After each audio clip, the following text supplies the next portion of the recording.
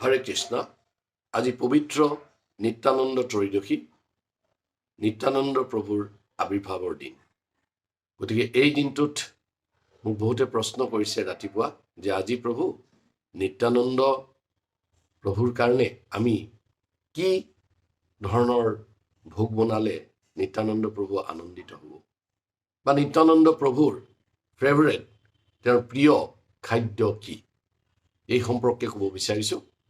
নিত্যানন্দ প্ৰভুৱে মিঠাই খাই খুব ভাল পায়। আপোনালোকে বহুত ধৰণৰ মিঠাই বনাব পাৰে। চাটনি ভাল পায়, আচাৰ ভাল পায়, কলৰ ফুল, কলডিল বা কলমোচাৰ যি বিভিন্ন ধৰণৰ প্ৰস্তুতি আছে এইবিলাক ভাল পায়।